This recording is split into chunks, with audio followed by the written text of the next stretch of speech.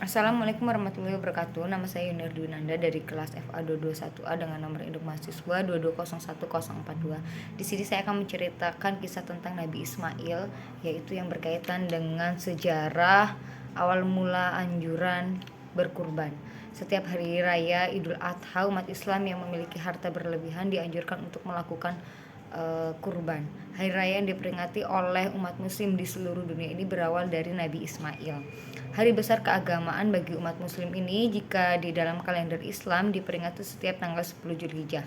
Idul Adha atau juga biasa disebut dengan Idul Kurban tentunya juga memiliki sejarah panjang di mana dikisahkan pada zaman Nabi Ibrahim alaihissalam saat akan menyembelih putranya yang bernama Ismail, kemudian diganti dengan seekor domba oleh Allah Subhanahu wa taala.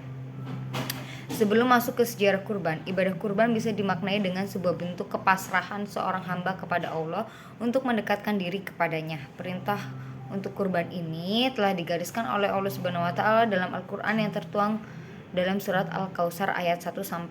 Sesungguhnya kami telah memberikan nikmat yang banyak, maka dirikanlah sholat karena Tuhanmu dan berkurbanlah. Surat Al-Kautsar ayat 1-2. Perayaan Hari Raya Idul Adha tidak lepas dari pemotongan kurban. Asal mula kurban berawal dari lahirnya Nabi Ismail. Pada saat itu dikisahkan bahwa Nabi Ibrahim tidak memiliki anak hingga di masa tuanya, lalu ia berdoa kepada Allah, "Ya Tuhanku, anugerahkanlah kepadaku seorang anak yang termasuk orang-orang yang soleh." Surat Al-Saffat ayat 100. Sewaktu Nabi Ismail mencapai usia remajanya, Nabi Ibrahim mendapat mimpi bahwa ia harus menyembelih Ismail putranya. Mimpi seorang nabi adalah salah satu dari cara turunannya wahyu Allah Subhanahu wa taala. Maka perintah yang diterima oleh mimpi itu harus dilaksanakan oleh Nabi Ibrahim.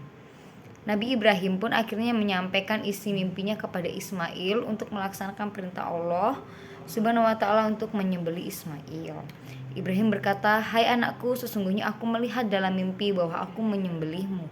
Maka pikirkanlah apa pendapatmu."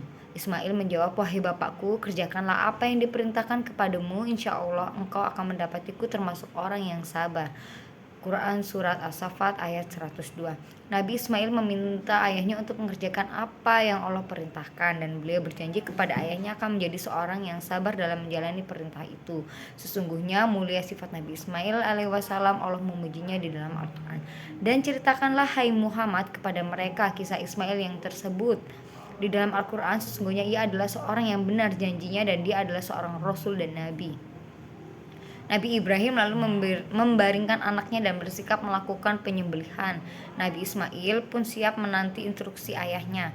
Nabi Ibrahim dan Nabi Ismail nampak menunjukkan keteguhan, ketaatan, dan kesabaran mereka dalam menjalankan perintah itu.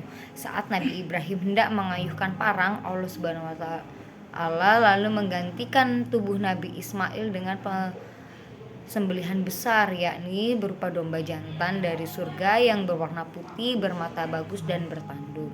"Hai Ibrahim, sesungguhnya kamu telah membenarkan mimpi itu. Sesungguhnya demikianlah kami memberi balasan kepada orang-orang yang berbuat baik. Sesungguhnya ini benar-benar suatu ujian yang nyata, dan kami tebus anak itu dengan seekor sembelihan yang besar." Quran Surat As-Saffat ayat 104-107.